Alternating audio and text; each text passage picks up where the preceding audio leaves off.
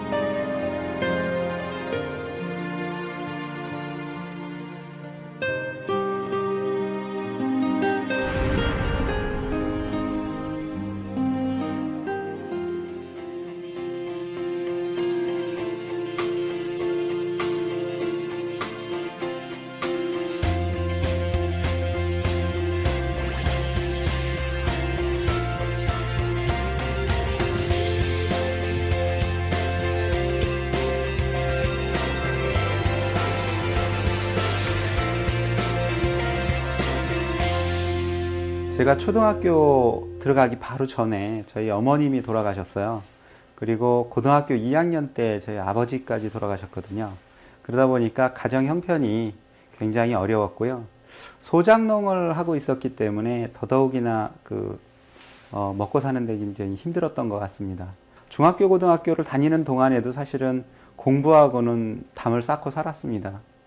왜냐하면 미래가 불투명했기 때문에 다른 친구들은 대학을 위해서 공부를 했지만 저는 대학을 갈 수 있는 형편이 아니었기 때문에 공부를 하지 않았었고요.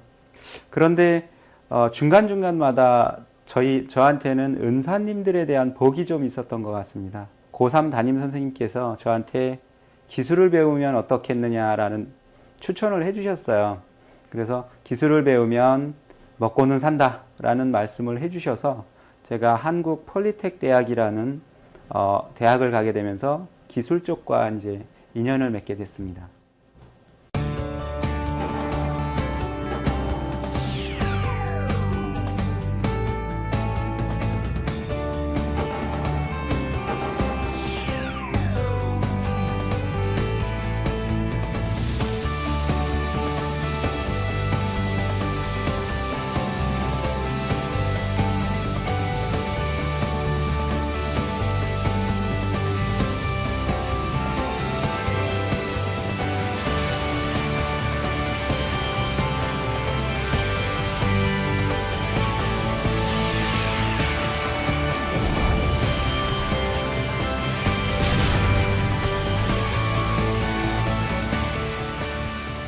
제가 이제 대외적으로 하고 있는 일들이 지금 현재 자격증에 관련된 뭐 문제 출제라든지 아니면 시험의 범위라든지 아니면 이런 그 환경이라든지 이런 것들을 만드는 데도 있고요.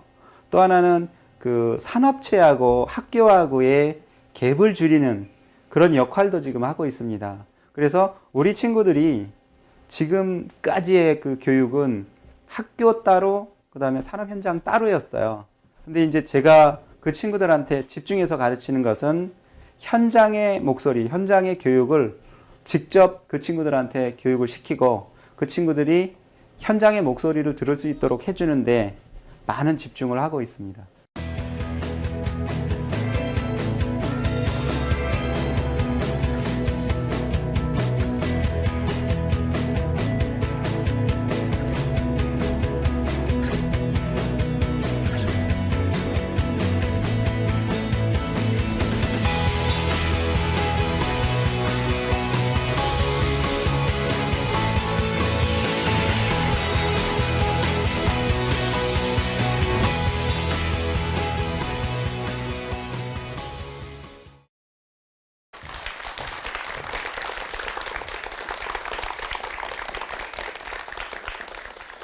안녕하세요. 방금 영상으로 나왔던 원용기 명장이라고 합니다. 여러분들을 만나뵙게 돼서 반갑습니다. 저는 오늘 두 가지 주제를 가지고 여러분들하고 이야기를 하고 싶습니다. 첫 번째 주제는 나만의 프로필을 만들어라 라는 주제하고요. 두 번째 주제는 제가 많은 친구들 또는 후학들한테도 이야기하는 내용인데 오르는 계단의 수만큼 너머의 세상이 보인다 라는 주제를 가지고 여러분들하고 이야기하고 싶습니다. 첫 번째, 제가 말씀드렸던 나만의 프로필을 가져라 라는 이야기는 아마 여러분들이 요즘 같은 시기에는 이력서라는 걸 굉장히 많이 쓰실 거라고 생각이 됩니다. 저도 이력서를 써봤습니다. 옛날 이력서의 그 양식에는 어떻게 되어 있냐면 사진을 넣는欄이 있고요. 주소와 본적, 그 다음에 그 밑에는 내가 그동안에 무엇을 했는지에 대한 부분을 적는欄이 있습니다. 근데 그 적는欄에 한 칸 한 칸을 채우기 위해서는 정말 어떤 부분에서는 피나는 노력이 필요하기도 하고 또 어떤 부분에서는 내가 많은 일들을 해서 겨우 하나 얻을 수 있는 것들도 있고 그렇습니다. 그러다 보니까 저 역시도 인생을 살면서 제 프로필을 만드는 과정에서 옛날 이력서 양식을 가지고 제 프로필을 한번 써봤습니다. 그랬더니 어느 순간이 됐는데 이력서가 3장을 넘어가고 있었습니다. 아마도 이력서 한 장을 채우는 데는 굉장히 많은 시간이 걸릴 거라고 예상이 됩니다. 그런데 제가 이 이력서의 한 장을 채우는 데는 굉장히 많은 시간이 걸렸습니다. 약 한 10여 년 정도의 시간이 걸렸는데요. 나머지 2장을 채우는 데는 불과 그거의 절반 정도도 안 되는 2, 3년 만에 나머지 칸들을 채울 수 있는 내공이 생겼습니다. 그 이유는 무엇이냐면 제가 어느 순간까지 올라가기는 굉장히 어렵지만 그 단계를 넘어가면 할 수 있는 추진력이 생겨가지고 그것들을 나도 모르는 사이에 해내고 있었더라는 얘기죠. 그래서 그런 말씀을 좀 드리고 싶고요.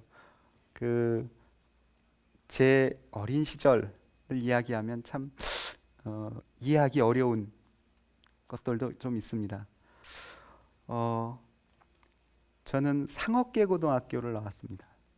상업계 고등학교를 나와서 방황을 굉장히 많이 했습니다. 방황을 많이 했고 저희 고등학교 은사님께서 너는 집안 형편도 어렵고 기술을 배워보는 것이 어떠냐, 기술을 배우면 먹고는 산다 라는 말씀을 하셔가지고 제가 기술에 대한 고민을 하다가 기술에 대한 부분으로 이제 전향을 하게 됐는데 한국 폴리텍 대학에 입학을 하면서 저는 이제 기술자로서의 인생을 걷게 됐습니다. 첫 직장에서는 제가 굉장히 힘든 시기를 좀 보냈습니다. 왜냐하면 제가 가지고 있던 전공하고 맞지 않는 부서로 발령이 나서 제가 직장 생활을 하는 3년 정도의 시간 동안 과연 내가 이 직장을 계속 다녀야 하나라는 생각을 많이 했었고요. 어찌됐든 군대를 대신하는 것 때문에 3년이라는 시간이 저에게서는 흐르게 됐습니다. 3년이 지나고 그 회사에서 저를 인정해주기 시작을 했습니다. 그러고 나서 5년이 지나고 그러고 나서 7년이 지났습니다. 그 회사에서는 제가 없어서는 안 되는 그런 엔지니어가 됐었고요. 그때 문득 저는 또 다른 생각을 했습니다. 내가 이 회사에서 얻을 수 있는 것은 뭐지? 내가 가지고 있던 꿈은 뭐였지? 이런 생각을 하다 보니까 옛날 제가 불우하였지만 어린 시절에 가지고 있던 꿈을 한번 생각하게 되는 계기가 됐었고요. 저는 선생님이 되고 싶다라는 생각이 있었던 것 같습니다. 그래서 그 당시에 내가 선생님을 할 수 있는 방법이 뭘까라는 생각을 하다가 일반 학교의 선생님은 될 수 없고 직업학교의 선생님은 될 수 있겠다라는 방법을 찾기 시작했습니다. 그래서 그 방법을 찾고 노력하는 과정에서 저는 회사에 사직서를 던지고 제 꿈을 찾아가기로 했었습니다.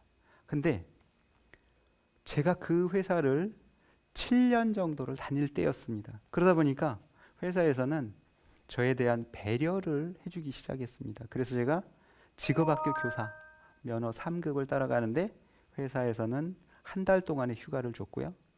제가 그 다음에 기능장이라는 자격을 취득을 하는 데 있어서 기능장 과정을 다니는 데는 1년이라는 시간을 또 할애를 해줬습니다. 그리고 또 제가 그 회사를 계속 다녔습니다. 그리고 다니면서 제가 상업계 고등학교 졸업이지 않습니까? 근데 제가 학력에 대한 컴플렉스 때문에 한국방송통신대를 들어왔었습니다. 그리고 한 2년 후에 방송통신대를 졸업을 하진 못했지만 학점은행제라는 것으로 학사학위를 받았습니다. 그리고도 저는 좀 부족하다라는 생각이 들어서 석사학위 과정을 찾게 됐는데요. 찾다 보니까 정부에서 지원하는 무료 석사 과정이 있었습니다. 그래서 제가 그 학교를 다니면서 학력에 대한 부분도 이제 어느 정도 채우게 된 계기가 됐고요. 제가 2009년도부터인가요? 2009년도부터 제 꿈을 위해서 회사를 나왔습니다. 회사를 나왔는데 회사를 나온 목적은 첫 번째가 2014년이 되면 대한민국 명장에 도전할 수 있는 기회가 주어지는 거였습니다. 그 당시에는 명장에 도전하려면 그 분야에 20년의 경력이 필요했었습니다.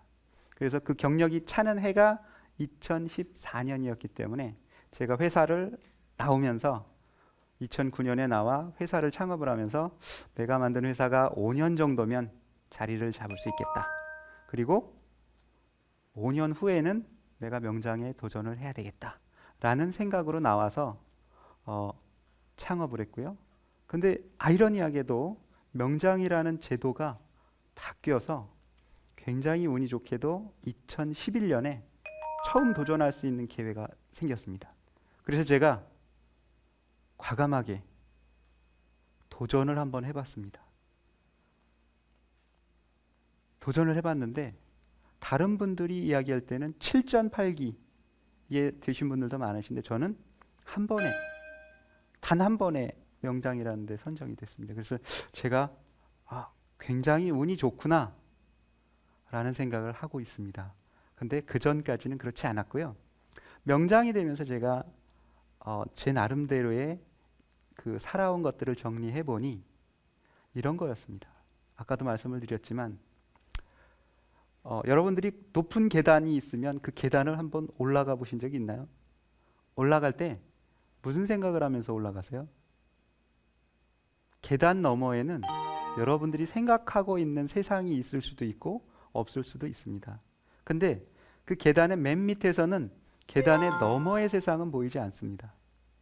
한 계단 올라가고 또 한 계단 올라가고 그럴 때마다 너머의 세상이 조금씩 보이기 시작합니다. 제가 보니까 인생은 그런 것 같습니다.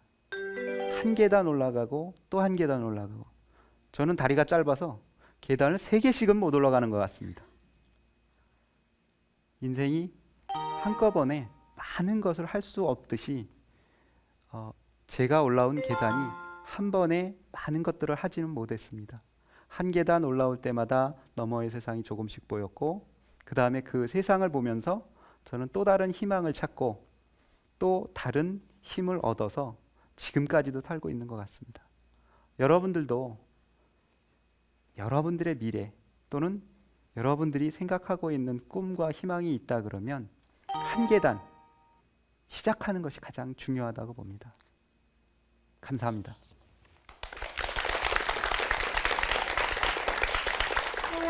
대한민국 88호 기능 한국인 이준배, 대한민국 공존행동 기계 명장 김대인, 대한민국 판금 명장 송신근, 대한민국 사출금형 명장 원용기. 세상을 만드는 용기, 대한민국 명장을 만나다. 여러분, 원용기 명장의 이야기 재밌게 들으셨습니까? 예, 보통 명장 그러면 머리가 좀 희끗희끗하고 나이도 좀 지긋하고 이런 분으로 기대하셨는데 너무 젊죠? 예, 그래서 소위 최연소 38살에 명장 칭호를 받으셨는데, 오늘 재밌는 이야기를 같이 나눠보고자 합니다. 첫 번째 제가 묻고자 하는 얘기는, 이 방송을 듣고 계시는 시청자 여러분이나 또 이 자리에 계신 방청객 여러분이 조금은 들었지만 어린 시절에 그 어려웠던 환경, 이 이야기를 들으면 나보다 훨씬 더 어려웠네 하고 용기를 가질 수 있을 거라고 생각합니다. 원용기 명장을 통해서. 그래서 어린 시절 이야기를 조금만 더 해주실 수 있겠습니까? 네, 저는 강원도 원주에서 태어났습니다. 저희 아버지가 과감하게 원주에서 떠나서 경기도 안중이라는 데 정착을 하시게 됐어요. 그런데 이제 호기롭게 나오셨던 아버님이 하시는 사업마다 안 됐습니다. 그런데다가 그런 어려움을 무리함을 좀 하다 보니까 저희 어머님이 좀 많이 안 좋으셨던 것 같아요. 그래서 제가 7살이 되던 해에 이제 저희 어머님이 돌아가셨고요. 네. 어머니가 돌아가신 게 7살. 네. 그리고 본인이 요즘 말로 하면 목매달이라고 하는 아들만 셋인 삼형제 중에 막내예요. 근데 형들 둘 있었는데 막내인데 또 정상적으로 고등학교까지 갔어요. 어떻게 해서 갈 수 있었어요? 저희 집 형편이 굉장히 어려웠고요. 저희 큰형님이 공부를 잘했습니다. 초등학교에서는 수제 소리를 들었는데 집안 형편이 어렵다 보니까 학교를 못 보내게 됐습니다. 그러다 보니까 큰형님은 가출을 해서 서울에서 이제 야학이라는 걸 하게 됐고요. 저희 작은 형님이 역시나 이제 중학교를 가야 되는 상황이었는데 역시나 돈이 없었어요. 저희 아버지 혼자서 벌어가지고 삼형제를 먹여 살리시느라고 돈이 없어서 저희 형님, 작은 형님도 중학교를 못 가게 됐습니다. 그러다 보니까 작은 형님이 아르바이트는 아니고 이제 돈을 벌어서 막내만큼은 좀 보내야 되겠다 해서 양보를 좀 해주셨어요. 그래서 제가 가게 됐습니다. 그게 제 친구들, 네. 저하고 조금 차이가 나지만 제 친구들은 대체로 그런 경우가 많아요. 그렇게 해서 이제 학교를 가시게 됐는데, 아까 말씀하셨지만 상업학교를 가신 거예요. 처음부터 공고를 가신 것도 아니고. 이제까지 명장은 다 안 가셨거나 가셨으면 공고예요. 네. 상고를 가셨어요. 왜 상고를 가셨어요? 제가 이제 중학교 다니는 시절에도 다른 친구들은 고등학교, 대학교를 꿈꾸고 있었습니다. 예, 근데 이제 저는 집안 형편이 어려웠기 때문에 대학교는 상황상 갈 수 없다고 판단을 했었고요. 제가 초등학교 4학년 때 이제 그 전기 감전 사고를 좀 당했었어요. 그래서 이렇게 보시면 손가락 2마디하고 그다음에 이제 심장 옆에 이런 큰 자국이 있습니다. 이게 전기 감전 사고를 당했거든요. 그런데 집안 형편이 어려워서 저희 중학교 선생님께서 저한테 이런 말씀을 해주셨어요. 국비로 고등학교를 다닐 수 있는 데가 있다. 그래서 저한테는 한 줄기 희망이었죠, 그게. 네. 그래서 제가 거기를 지원했습니다. 지원했는데 성적에서는 이상이 없었고요. 시험도 잘 봤습니다. 그런데 신체 검사를 보는데 제 손가락을 보고 심장 옆에 있는 그 흉터를 보고 신체 검사에서 2번이나 낙방을 하게 됐습니다. 그래서 저는 그 당시만 해도 또 저희 아버지도 아프실 때였기 때문에 돈을 빨리 벌어야 되겠다. 그래서 제가 상고를 지원하게 됐습니다. 지금 아마 말씀 들으면서 저도 가슴이 저려오는데 요즘에는 장애인에 대한 인식이 많이 바뀌었습니다. 사실 그렇지 않습니까? 근데 그 당시만 하더라도 사실 공고에서 학업을 이수하는데 아무 지장이 없는데도 불구하고 어렸을 때 감전사고로 이게 손가락이 좀 이렇게 다쳤다는 이유로 학업 성적에서는 아무 관계가 없는데도 안 뽑아주었기 때문에 공고를 지망했으나 못 가고 결국은 상업학교를 가게 됐어요. 그런데 운명적으로 상업학교에서 네. 은사님을 만난 거예요. 그 은사님은 어떻게 해서 우리 원영기 명장에게 기술을 배워라 하는 이야기를 하시게 된 거예요? 제가 고등학교 이제 상업계 고등학교를 입학을 해서 네. 학교 생활을 하는데 가정 형편 빼고는 모든 것이 괜찮았습니다. 저는 모범생이었군요. 네. 전교에서 이제 부회장도 했었고 나름대로는 이제 그 공부는 하지 않았지만 그래도 이제 조금의 성적이 좀 돼서 저희 고등학교 담임 선생님께서 이제 저를 보고 생각하신 것이 그래도 저 친구가 머리가 좀 있으니 기술을 배우면 그래도 평생 먹고 사는 데는 지장이 없겠다. 이런 말씀을 이제 저를 불러서 말씀을 하셨어요. 아까 표현을 하셨는데 밥은 먹고 산다. 네. 이런 표현을 하셨는데 근데 그때 주유소에서 일하신 적 있어요? 네, 그렇습니다. 그 저희 아버지가 고등학교 2학년 때 이제 돌아가셨습니다. 네. 암으로 돌아가셨는데 네. 제가 그 당시에 할 수 있는 게 아무것도 없었습니다.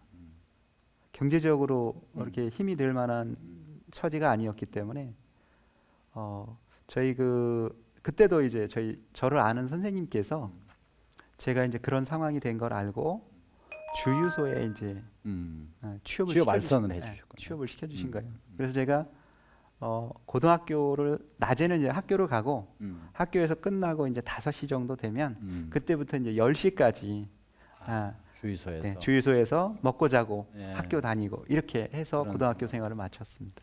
요즘에 이제 소위 말하는 뭐 흑수저니 은수저니 이런 얘기가 많이 있습니다. 저는 오늘 원영기 명장과 대화를 나누면서 내가 흑수저를 물고 태어났다고 해서 절망할 것이 아니라 나한테 주어진 여건에서 최선을 다하면 이렇게 고등학교를 자기 힘으로 마칠 수도 있는 이런 거라고 하는 용기를 같이 이야기하고 싶습니다. 궁금한 건요. 사실 궁금한 거는 그때 상업학교를 나왔는데 어떻게 해서 폴리텍 대학을 갈 수 있었는지, 폴리텍 대학은 어떻게 뽑는 건지.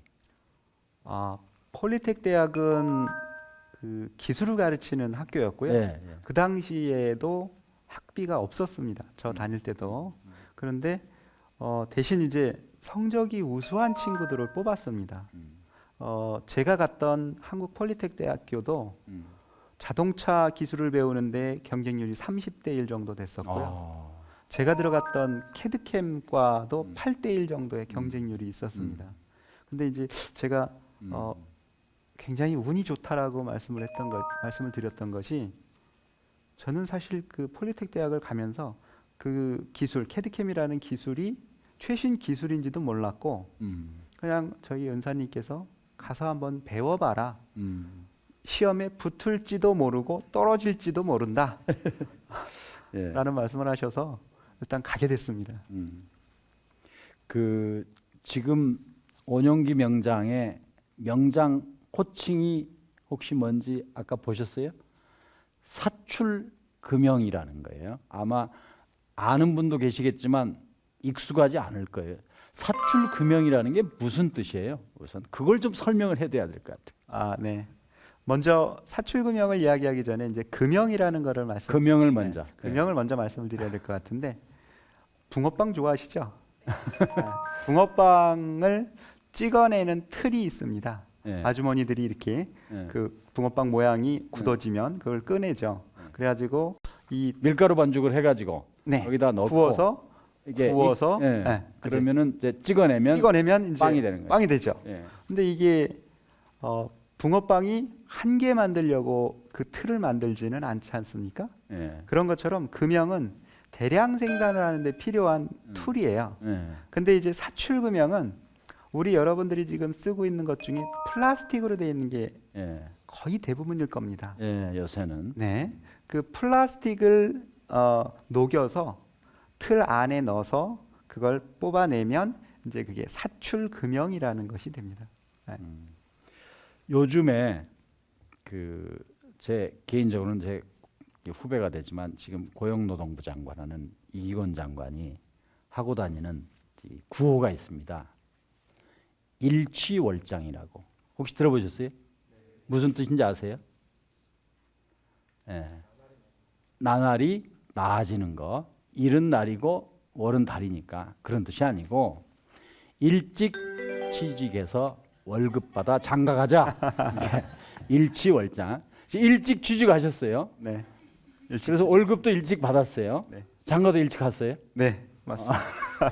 그래서 저는 일찍 취직해서 월급 모아 장가 가자 이렇게 하고자 합니다.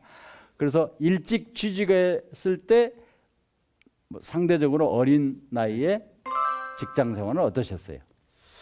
아, 제가 첫 직장이 16년 7개월을 다닌 그 회사입니다.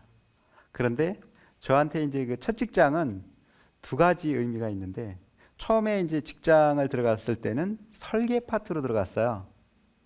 근데 설계실에서 바로 근무를 안 시키고요. 파견 근무를 시키는 겁니다. 그래서 품질 관리 파트에 가서 근무를 해라.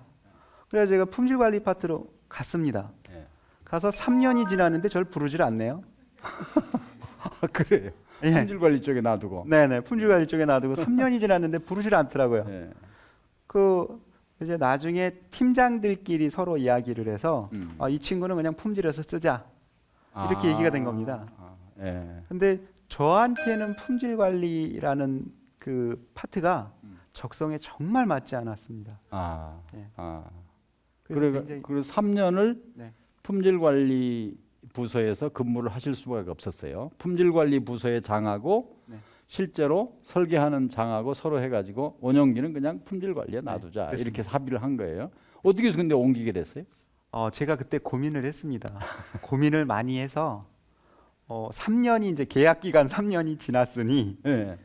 제가- 군대 대신에 가신 거니까. 네네. 아. 네, 군대 대신에 갔기 때문에 계약 기간 3년이 지났으니 예. 이제 자유계약 선수처럼 풀어줘라. 제 전공이 캐드캠이니 제가 할 수 있는 파트 쪽, 현장 쪽입니다. 기계 쪽을 만질 수 있게 해줘라라고 이야기를 했죠. 거기까지는 뭐 이제 잘 된 성공 스토리예요. 의무 복무연한 끝나고 나서 이제 본인이 하고 싶은 얘기를 했는데 받아들여 준 거예요. 그다음에 아까 이제 강연하실 때 들으면은 이제 내가 회사 생활도 좋지만 가르치는 일이 꿈이었다 이렇게 하셔가지고 이제 교육자로서 이렇게 또 길을 함께 하신 거예요. 이게 구체적으로 뭐를 어떻게 해가지고 가르치는 일을 병행하셨는지. 저도 이제 제 꿈을 몰랐습니다. 어느 시간이 지나서 잠시의 여유가 생겼을 때 이제 제가 제 꿈이 뭐였을까라는 생각을 하다 보니까 사실은 저희 그 큰형님 아까 이야기 나왔던 예, 큰형님이 검정고시를 통해서 고등학교를 갔고요. 고등학교를 졸업하고 교육대학교를 가서 초등학교 선생님을 하고 계세요. 그러니까 저희 형님을 보면서 나도 선생님이 꿈이었는데라는 생각을 하게 됐었고요. 제가 그래서 직업학교 교사 면허 과정을 이수를 했고 그러면서 이제 선생님이 돼야 되겠다. 가르치는 일, 네, 가르치는 일을 해야 되겠다라는 생각을 하게 됐어요. 참 멋있는. 저 사실 궁금했어요. 아까 그 큰형님이 어떻게 됐는지 궁금했는데 결국 돌아왔네요, 그죠? 예. 그러니까 중학교는 아버님이 안 보내주셔가지고 못 갔는데 결국은 가출해가지고 출가는 아니에요, 가출이에요. 가출해가지고 이제 검정고시로 중학과정을 마치고 이제 고등학교 때 와서 정상적으로 다녀서 그 당시 또 지금도 그렇지만 교육대학은 다 무료잖아요. 그래서 교육대학을 나와서 선생님 하고 계시니까 우리 그냥 보통 사람으로 큰형님은 돌아오신 거고, 근데 큰형님을 보면서 우리 원영기 명장 본인도 나도 사실은 가르치는 게 좋은데 이렇게 해가지고 가르치는 일을 몇 살 때 시작하신 거예요, 그러니까? 제가 2007년도부터 7년도부터. 가르치는 일을 그러니까 이제 큰형님은 교대를 나오셨으니까 교사 자격증을 따신 거고 본인이 가지고 있는 이 기술을 가르쳐야 되겠다 이런 생각을 하셨단 말씀이죠. 그래서 어디서 맨 처음에 가르치셨습니까? 제일 처음에 가르친 거는 사실은 이제 뭐 후배들을 가르친 게 첫 번째였고요. 그 당시에는 이제 후배들을 모아서 후배들이 이제 그 회사에 적응을 잘 못하지 않습니까? 근데 이제 그렇게 모아서 멘토링을 해주셨다는 멘토링을 말씀이네. 시작하게 됐죠. 그렇게 시작을 했고, 근데 제가 듣기로는 책을 썼다고 들었는데 그 책이 지금도 아주 굉장히 모범 교재로 쓰인다 그러는데 어떻게 해서 책을 쓰시게 된 거예요? 책을 쓰게 된 계기가 제가 2007년도입니다. 2007년도에 지금 그 정부에서 계속 추진하고 있는 NCS라는 게 있습니다. 설명을 좀 해주셔야 돼요. 네. 네이셔널 컴피턴스 맵 해가지고 그 분야에 그러니까 예를 들면 금형이다 그러면 금형이라는 분야의 표준을 만드는 겁니다. 이 표준을 만드는 작업에 제가 이제 참여위원으로 들어갔어요. 그래서 이제 표준을 만들게 됐고요. 표준을 만들면서 이게 현장에서의 일을 그 다음 그 신입사원들한테 가르치는 일을 하는 겁니다. 이게 표준을 근거로 해서 가르치는 일을 하게 되는데 그러면 내가 여태까지 직장 생활을 하면서 모았던 노트나 또는 개발했던 그 표준서나 이런 것들을 교재를 쓸 수 있는 거죠. 그래서 이건 내가 잘할 수 있는 거야. 해서 이제 자료를 모아서 그 자료를 책으로 만든 겁니다. 지금도 젊은데 2007년에는 훨씬 더 젊었을 것 같은데 좀 그런데 그때 이런 기특한 생각을 하게 됐어요. 사실 본인은 거의 자기 힘으로 지금 이렇게 스스로 개발하고 이렇게 연구하고 이래가지고 이제 노트를 만들고 했겠죠. 그거를 내 뒤에 오는 이제 신입사원들한테는 이걸 교재를 만들어서 가르치면은 참 좋겠다. 아까 저는 강의 들으면서 참 감명 깊게 들은 거는 도대체 학교에서 배우는 것과 산업 현장에서 실제로 적응하는 게 왜 달라야 되느냐. 산업 현장에서 바로 적용할 수 있는 거를 학교에서도 가르치면 좋지 않겠느냐 그런 생각을 하셨다 그랬잖아요.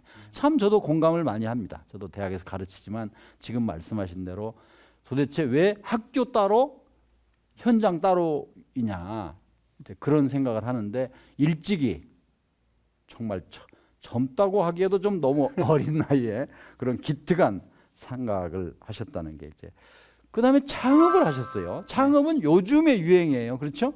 요즘에 이제 창업 국가 뭐 이런 유행인데 사실 그때는 창업 그러면 위험했지 않아요? 굉장히 위험했습니다. 제가 2008년 서브프라임이 나고 2009년에 창업을 했기 때문에 굉장히 위험했는데요. 제가 아까 공부를 하다 보니까 그 학점은행제로 학사를 했습니다. 근데 정규 과정이 아니죠.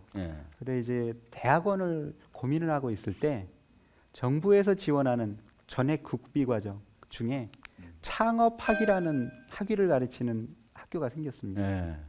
그 학교에 그러니까 입학을 할 때 내는 것이 사업계획서였습니다. 그런데 저는 그 전에 내가 사업을 한번 해봐야 되겠다라는 생각을 조금씩 하고 있었는데 그때 이제 사업계획서를 한번 작성을 해보게 된 거예요. 그리고 일단 냈습니다. 되든 안 되든 예, 일단 냈어요. 일단 냈더니 면접을 보러 오라 그러더라고요. 그래서 면접을 봤습니다. 근데 면접을 볼 때 저는 떨어질 거라 확신했습니다. 왜냐하면 정규대학 나온 사람들도 많았고 그 다음에 나이도 많으신 분들도 있었습니다. 컨설팅을 전공하셨던 분들도 많으셨어요. 그러니까 그 학교의 커리큘럼이 창업학 또는 창업 컨설팅 과정이었기 때문에 저는 현장의 엔지니어잖아요. 그래서 저는 100% 떨어질 거라고 생각했는데 붙었습니다. 그래서 창업대학원을 졸업하면서 제가 가지고 있던 창업에 대한 생각을 정리를 할 수 있는 시간이 좀 생겼습니다. 그래서 창업 준비를 한 5년 했습니다. 지금 아까 제가 이 뒤를 보다가 쭉 자료가 나왔거든요. 수료증도 나오고 자격증도 나오고 명장증도 나오고 나왔는데 창업 관련 자격증 수료증이 있더라고요. 아까 봤어요, 제가. 근데 창업을 소위 말하는 벤처라고 하는 게 모험이에요. 우리말로 번역하면. 그 얘기는 창업해가지고 성공할 확률이 크겠어요? 실패할 확률이 크겠어요? 모험이잖아요. 근데 또 성공하셨어요. 뭐가 성공 비결이라고 생각하세요? 제가 이제 창업을 2009년에 했으니까 올해로 7년 차 되는 겁니다. 근데 저는 기업이 생존에 있으면 성공이다라고 저는 생각을 합니다. 그럼요. 살아남으면 성공이에요. 네. 예. 그리고 살아 있으면 기회가 언제든지 있다라고 생각을 하고요. 저희 회사는 직원이 12명 정도의 작은 규모의 회사입니다. 그리고 제가 기술을 가지고 하고 있고 그다음에 저희 그 회사의 인원들이 거의 다 엔지니어 출신입니다. 그렇기 때문에 욕심을 내지 않으면 저희 회사가 망하는 일은 없다고 봅니다. 예. 지금 들어보니까 굉장히 회사를 알차게, 그러니까 엔지니어들만 핵심적인 분들하고만 모시고 본인은 명장으로서의 본인의 기술을 바탕으로 지금 본인의 전공인 사출금형으로 지금 창업을 하셨기 때문에 살아있는 게 아닐까 이렇게 생각을 합니다. 너무 진지하게만 했기 때문에요. 제가 조금 분위기를 바꾸기 위해서 38살에 명장이 돼버렸어요. 기분이 어땠어요 그때? 사실은 제가 고등학교 때까지만 해도 제 별명이 인상파였습니다. 하도 인상을 쓰고 다녀서 실제가 그랬습니다. 그리고 제가 지금 뭐 38에 명장이 됐으니까 그 전에는 해피했다. 이건 절대 아닙니다. 저는 계속해서 떨어지고 있었고 계속해서 실패를 하고 있었고 계속해서 도전을 하고 있었던 거죠. 도전을 하다가 정말 38이라는 나이에 정말 그때는 행운이었습니다.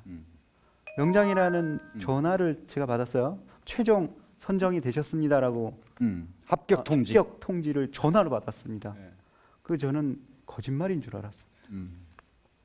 어쨌든 굉장히 불쾌하게 아주 퉁명스럽게 전화를 주는 그 통보하는 사람이 통보하는 친절하지 분이 않았군요. 그랬는데 아니고 그냥 그래서 제가 했다고.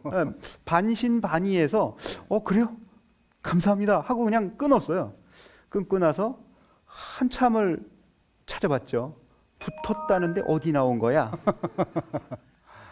안 나오더라고요. 그래서 저는 이게 왜 그러지? 그랬는데 꿈이었나? 뭐. 꿈이었나 그랬습니다. 그랬는데 한 서너 시간 있다가 또 전화가 왔어요. 공식 발표가 미뤄졌으니까 다른 분한테 얘기하지 마세요. 그래서 이틀 후에 정식으로 발표가 났습니다. 그걸 보고 제가 내가 명장이 됐구나 이랬습니다. 지금도 그 생각하면 가슴이 두근거려요. 제 인생에 있어서 가장 엔돌핀이 많이 솟구셨던 시기였던 것 같습니다. 우리 5월이면 스승의 날이 있어요. 지난번 스승은 할 때 전화 드렸던 은사, 네. 스승, 네. 멘토 누구였어요? 저한테는 굉장히 좋으신 스승님들이 많이 계셨습니다. 예. 제가 오종남 교수님께는 전화를 못 드렸네요. 나한테는 안 하셨어요. 네, 제가 이제 가장 힘들고 어려웠을 때 주유소였었습니다. 아, 주유소에서 같이 일하던 형님이 계셨어요. 예.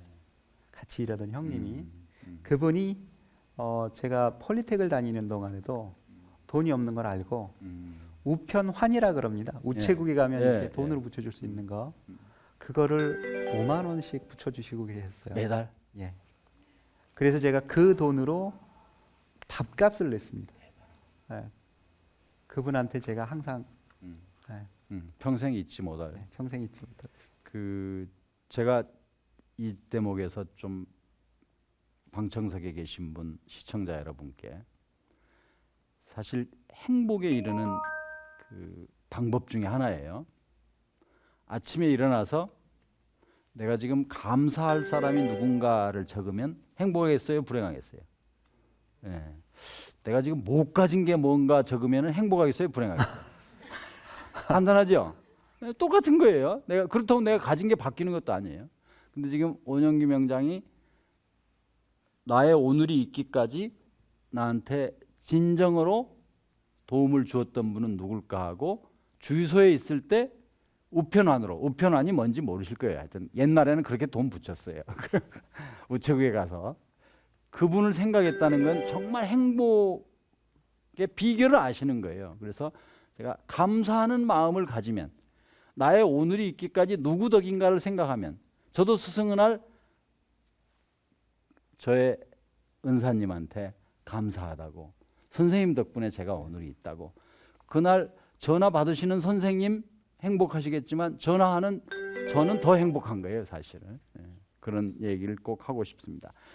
그 덕인지 모르지만 지금 제가 알고 있는 명장, 모든 명장이 그런 건 아니지만 지금 온영기 명장은 후배들에게 본인이 이제까지 터득한 거를 가르치는 거를 굉장히 즐겁게 하고 계세요. 지금 하고 계신 일을 잠시 좀 소개를 좀 해주시겠어요?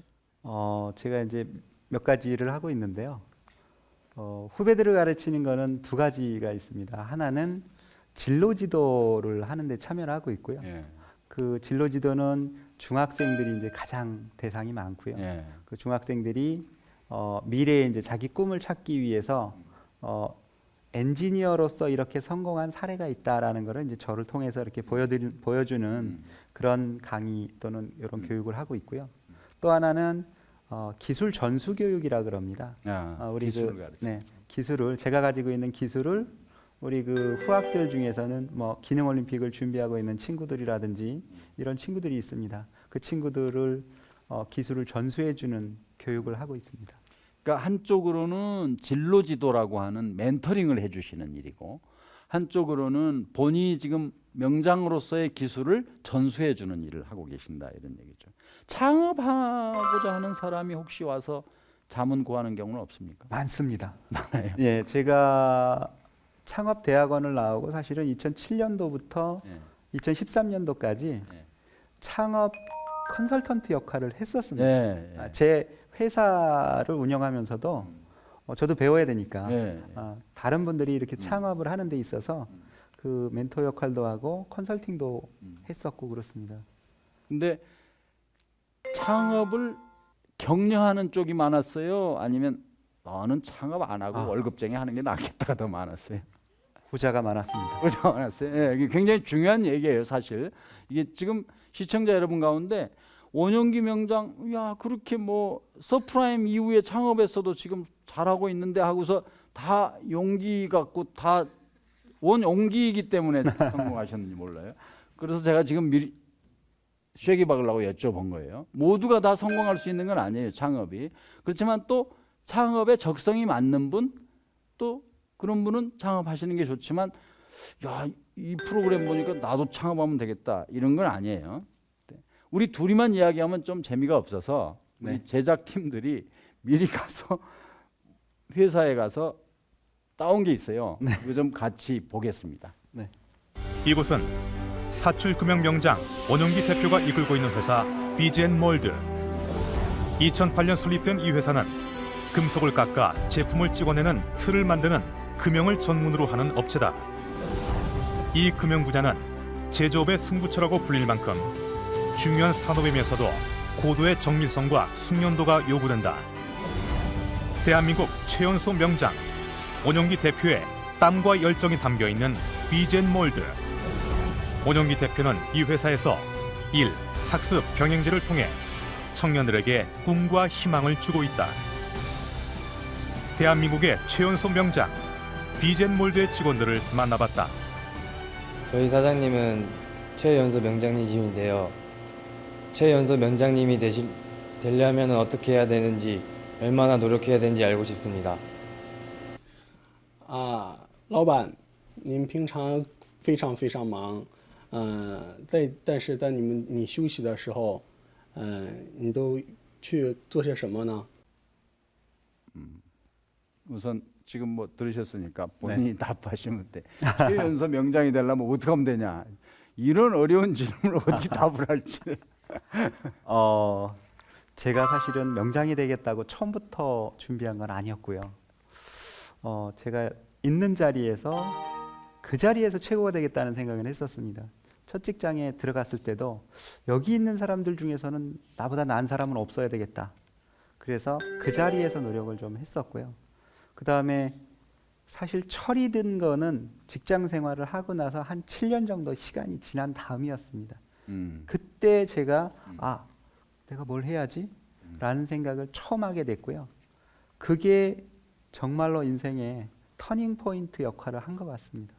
그래서 내 꿈이 뭐였지라는 생각을 하면서 직업학교 교사라는 걸 하게 됐고 그 직업학교 교사를 하게 되면서 직업학교 교사 면허 3급 가지고는 할 수 있는 게 별로 없어. 2급을 해야 되겠네.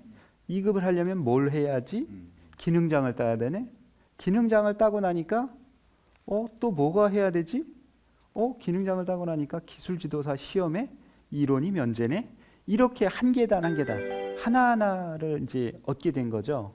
그러면서 실제로 정말로 집중해 가지고 제 스스로를 키웠던 거는 딱 10년밖에 되지 않습니다. 참 지금 우리가 귀담아 들을 말씀을 아까 사실 강의의 주제하고도 관련되는 거죠. 그렇죠? 강의의 주제 첫 번째는 나만의 프로필을 만들어라. 두 번째는 중국인 직원인 것 같아요. 네, 맞습니다. 네, 요새 중국말 좀 배우는데 못 알아듣겠어요. 그 여가 씨가 어떻게 쓰고 계세요? 이 질문이 여태까지 받은 질문 중에 가장 어려운 것 같습니다. 네. 제가 그 회사를 다닐 때는 사실 이 쉬는 시간이 없었고요. 네. 제가 직장 다닐 때는 한 달에 하루를 쉬기가 어려웠었습니다. 그만큼 일이 많았던 시기였고 일에 많이 이렇게 했던 시기였고요. 지금은 이제 주 5일제가 돼가지고 토요일하고 일요일이 있습니다. 근데 토요일하고 일요일 중에 하루는 제가 회사에 거의 있다고 보고요. 직원들도 나와요? 안 나옵니다. 네, 혼자. 저는 사장님 이제, 혼자. 저는 회사가 좀 가장 편안한 장소인 것 같고요. 그 다음에 이제 하루는 이제 저희 와이프하고 시간을 많이 보내려고 하고 있습니다. 왜냐하면 저희 와이프한테 엄청나게 혼났거든요. 젊은 시절에 아이들을 키울 때 제가 옆에 많이 없었기 때문에 지금 아이들이 조금 커가지고 중학교, 고등학교를 가니까 그 친구들만의 세상이 있더라고요. 그 아버지랑 잘 안 놀아주더라고요. 당연한 얘기죠. 그런가요? 네, 당연한 얘기. 중고등학교 다 자기 친구들하고 노는 게 재밌지 부모들하고 노는 것보다. 그래도 철들었네요. 일주일에 하루는 그러니까 가족과 함께 보내려고 노력한다는 거 굉장히 잘하신 거예요. 여기 방청석들이 계시기 때문에 방청석에 있는 분 가운데 그래도 한쪽에 한 분씩은 질문을 할 수 있는 기회를 드려야 될 것 같아요. 먼저 하시겠어요? 네. 대표님 말씀 잘 들었습니다. 네. 대표님께서는 어려운 가정 형편 때문에 취업을 먼저 하시고 네. 학업을 계속하셨습니다. 그렇게 대학원까지 가셨는데요. 정말 힘드셨을 것 같습니다. 어떤 마음으로 학업에 도전하셨는지 말씀 좀 부탁드리겠습니다. 학업에 도전하게 된 계기는요. 제가 부족하다는 걸 느끼기 때문에 그렇습니다. 예. 지금 현재도 그렇습니다. 제가 가지고 있는 재주보다 모르고 있는 재주가 더 많고요. 알고 있는 지식보다 모르고 있는 지식이 더 많습니다. 그래서 제가 부족하다라는 것을 느끼면 그걸 부족한 것을 채우기 위해서 노력을 하다 보니까 대학원까지 가게 된 것 같습니다. 또 예, 질문하시겠어요? 명강의 잘 들었습니다. 네, 대표님은 최연소 대한민국 명장이 되셨는데요. 어떻게 보면 어렸을 때 꿈을 이뤘다고도 볼 수 있는데요. 네. 하지만 아직 이루지 못한 꿈이 더 있으실 것 같아요. 아, 어떤 꿈을 가지고 계신가요? 네. 제가 얘기했던 계단의 한 계단은 제 꿈이기도 했습니다. 예. 그 꿈들을 이뤄가는 거라고 보고요. 제가 38 최연소 명장이 될 때 명장 마지막에 인터뷰가 있습니다. 심사위원 17분이 계시고요. 그 가운데서 이제 그 명장이 되면 무엇을 하시겠습니까? 라는 질문들을 하세요. 그때 제가 뭐라고 얘기를 드렸냐면 제 나이가 38입니다. 제가 만약에 명장이 된다면 우리 명장님들 전체 평균이 60세 정도 되십니다. 그러면 그분들이 현재로서 사회에 봉사할 수 있는 시간은 20년이 안 됩니다. 그런데 제가 38이기 때문에 제가 명장이 된다면 재능 기부를 40년 하겠습니다. 라고 그 자리에서 제가 말씀을 드렸고요. 그때 약속하신 거구나. 네. 40년 재능 기부. 네, 그렇습니다. 멋진 답이죠. 예? 예. 그래서 오늘 또 하는 거예요, 지금. 오늘 또 재능 기부하는 거예요, 지금. 감사합니다. 흑수저는 흑수저대로, 네. 은수저는 은수저대로 아마 걱정이 우리 세대보다 더 많을 거라고 생각합니다. 어떤 조언을 해주시겠어요? 제가 가르치는 학생들 중에도 지금 우리 교수님께서 말씀하셨던 것처럼 우리 교수님 세대나 저희 세대가 그 기회를 다 가졌다라고 얘기하는 친구들이 있었습니다. 그래요. 예. 예. 기회는 그분들이 가졌고 예. 성공할 수 있는 것도 그분들이 가졌다. 그런데 지금은 너무나 희망이 없다. 희망이 없다라는 말씀을 이야기를 했었습니다. 이야기를 하죠. 학생이. 그때 제가 뭐라고 얘기를 했냐면요. 생각해 보니 그게 맞는 것 같다. 생각해 보니. 해보니까. 네, 생각을 저는 그저 많이 해보진 않았지만 그게 맞는 것 같다. 그런데 지금 네가 살고 있는 시기에 그렇다면 네 뒤를 따라오는 학생들은 너희들을 보면서 어떻게 이야기할 것 같으냐? 라고 제가 거꾸로 물어봤어요. 좋은 답이네. 네. 좋은 답이. 그렇다면 그 친구가 그 밑에 뒤에 따라오고 있는 친구들이 그 선배를 보면서 그래도 선배님은 저희보다 낫네요. 라고 이야기하지 않겠습니까? 그죠? 지금의 세계 경제가 대한민국의 경제가 지금처럼 이렇게 저성장이나 이렇게 하고 있다면 아마 분명히 그 후배는 지금 그 저한테 질문했던 친구한테 그런 얘기를 할 겁니다. 그러면 그 친구가 봤을 때 그래 나는 이렇게 힘든 상황에서도 이런 과정을 거쳐서 이 자리에 왔어 라고 이야기할 수 있으면 그 질문에 대한 답이 될 것 같다 라고 얘기를 했습니다. 정말 좋은 이야기입니다. 지금 이 정도의 경제적인 수준에 이르면 성장이 옛날처럼 고도 성장은 어렵겠죠. 이제는 어쩔 수 없이 성장의 속도는 둔화가 됐겠죠. 마이너스는 아닐지라도. 그러면 기회는 옛날만큼 많이 주어지지 않습니다. 그건 전반적인 얘기예요. 그러면 1년에 사회에 나오는 4, 50만의 젊은이들 모두에게 그러냐? 그러지 않겠죠. 누군가는 그렇게 경쟁이 치열한 가운데서도 자기 앞길을 찾아 나가고 누군가는 한탄하겠죠. 그러면 그 중에서 여러분이 나는 어떤 쪽이 돼야 될까 하는 거는 선택이다. 지금 이제 요약하면 그런 말씀이에요, 지금. 그러면 너는 다음 후배에게 어떻게 답할 거냐? 나는 이런 용기를 가지고 이런 도전 의식을 가지고 헤쳐왔다고 이야기해 줄 수 있는 너만의 프로필을 만들어라. 지금 원래 강의 내용으로 들어가신 거예요, 결국. 거의 지금 이제 마무리할 시간이 돼서 우리 시청자 여러분께 또는 방청객 여러분께 해주고 싶은 말씀을 마무리 말씀을 좀 해주셨으면 좋겠습니다. 누군가가 저한테 이제 성공을 했느냐라고 질문을 합니다. 저는 성공을 했고요. 성공을 했다라고 하는 거는요, 제 입장에서는 이것이 성공입니다. 뭐냐면 제가 정말 힘들고 어려웠던 시기가 있었어요. 초등학교, 중학교, 고등학교 시절, 그 다음에 직장 생활을 했을 때도 어려웠습니다. 어렵고 힘들었습니다. 그런데 제가 그 시절의 얘기를 지금 할 수 있다는 것 자체가 성공이라는 겁니다. 제가 여러분들한테 드리고 싶은 말은 지금 여러분들 자리에서 힘들고 어렵고 최악이라고 생각한다면 나중에 여러분들이 어떤 자리가 되든 그 이야기를 떳떳하게 이야기할 수 있을 만큼 여러분들을 업그레이드 시키면 그것이 바로 성공이 아닐까라는 생각을 합니다. 멋진 말씀입니다.